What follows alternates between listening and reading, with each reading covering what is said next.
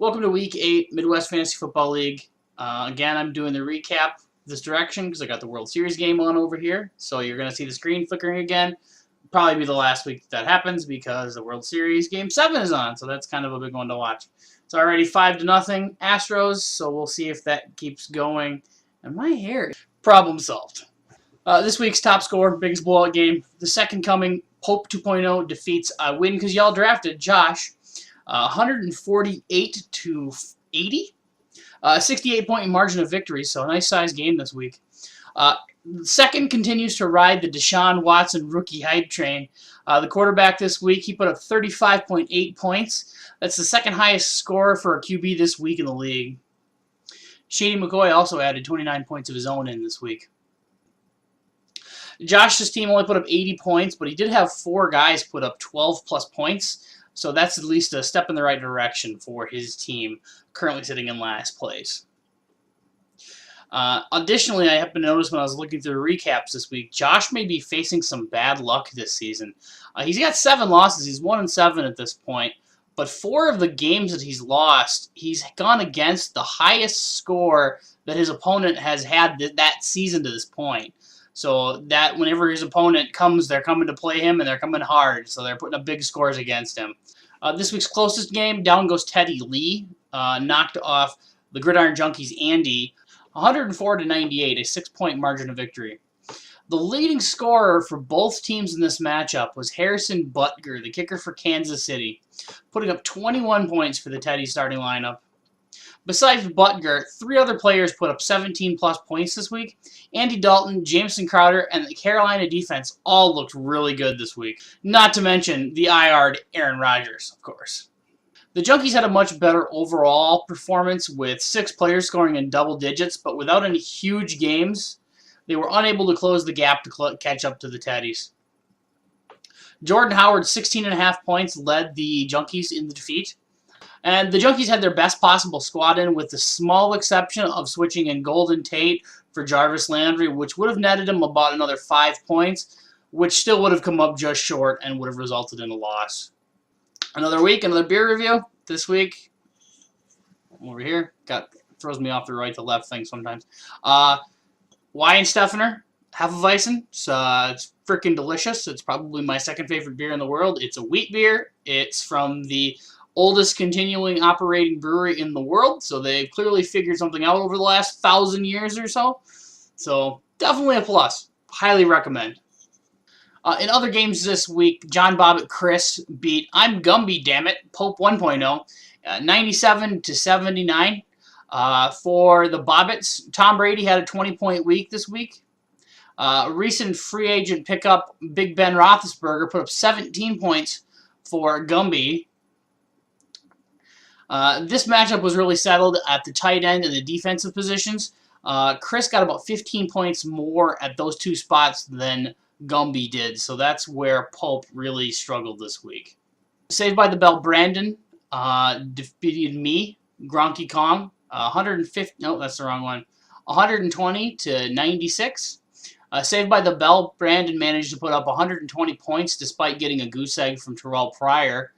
And then for myself, well, fuck Thomas Rawls and fuck Seattle for having 479 yards of offense in a win. I think they won. I don't even remember. That game going back and forth so many times I can't even remember. 479 yards of the win, and 476 of it was Russell Wilson. And jack shit of it was Thomas Rawls. So greatest free agent pickup ever. Derek and his love of bouncing boobies continues to get wins week after week. He took down Dak Deuce Drew this week, 115 to 54. Zeke Elliott put up 29 points this week for the bouncing boobies, as he likes to be called. Drew got a nice performance from his star. The real problem is that this is possibly his last game for the next 6 weeks, as his suspension is in effect again. We will see if he is going to be able to appeal his suspension again, or if it will go into effect right away. With only 5 weeks remaining in the regular season, 6 weeks puts him back in the second weekend of the playoffs. Should he appeal his suspension another 2 weeks, he may be out for the postseason in the fantasy football world, so we'll see what he decides to do. Drew narrowly managed to avoid putting up one of the low scores so far in the history of the league. I think by about a third of a point, he managed to outscore the all-time leading worst score. I don't know if you can say leading worst score. Just narrowly outpacing the worst ever score. He had forgotten to sub in a starting tight end and a starting defense. True, they'd only combined for 5 points, so they really didn't matter much in the grand scheme of things in this game. But it should really tell you how terrible that game was that has the all-time low score. We tried to go back and figure out exactly what happened, but we don't have league documentation going back that far for the individual weekly recaps. So, Lee, I think you're off the hook for now. We can't exactly tell you what happened, but we know it was you, and we know it was in 2013. And finally, Pray for Mojo Jason took down T-Boeing 747 Nick, 130 to 111.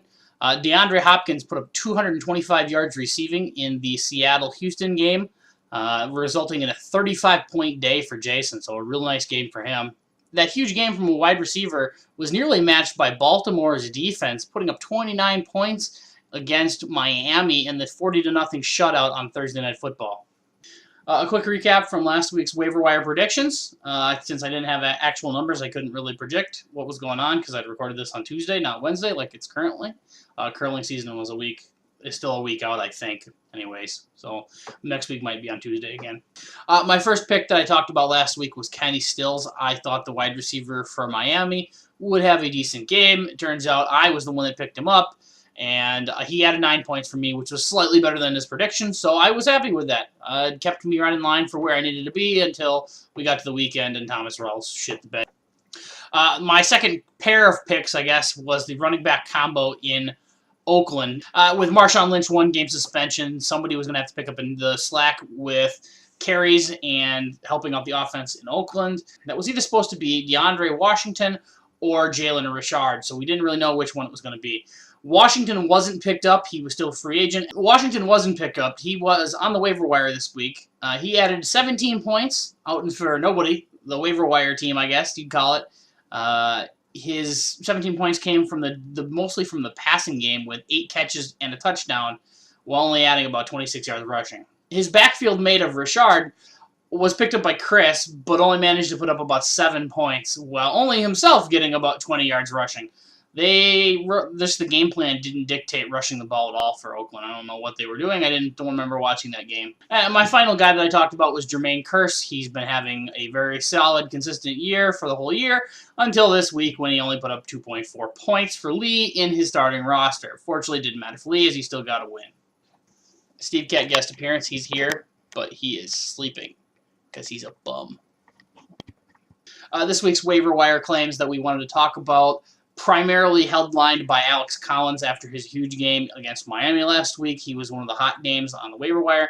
6 teams went after him this week, eventually going to Brandon with a winning bid of $25. With the Jay Achai trade, nobody owned any of the backups in Miami, so everybody's going to take a gamble on which one is going to be the guy going forward. Dolphins running back number 1, Kenyon Drake, was bid on by 4 teams, going to Drew for a $19 bid. And Dolphins running back number 2, Damian Williams, was bid on by 3 teams, going to me on an $11 bid. Both of these guys could be crap. After all, Miami has been garbage most of the year. Their offense is one of the worst in the leagues. But at the same time, eventually somebody has to score a rushing touchdown. They don't have a single one yet this year, so they are due for one. There were no MFL leagues wagers this week. Nick and I did have our off-league, the Superman League wager on our head-to-head matchup, which I did take down. I beat Nick by 2 points. The last thing I wanted to talk about was the trade deadline that's coming up. The deadline date is November 11th. That is approximately 10 days away from today. So let's see, today's Wednesday, so 10 days would be like next Saturday, I think. Something like that. So if you're going to make any moves, you may want to start thinking about doing that now. Teams that are sitting in the bottom of the barrel may want to look at reloading keepers for next year. Teams that are in the middle of the pack, like myself, definitely may want to look about reloading, trying to get some extra talent for the postseason. Finally, there's only 5 weeks left before the postseason. We have 3 6-2 teams and a whole bunch of teams that are gobsmack in the middle. So this definitely is a wide open race. I don't think there's any elite teams this year. That's what's worked for Pope 2.0 in the past, is just sneak your way into the playoffs and then win 3 games in a row, and you're the league champion. How hard can it be? See you next week.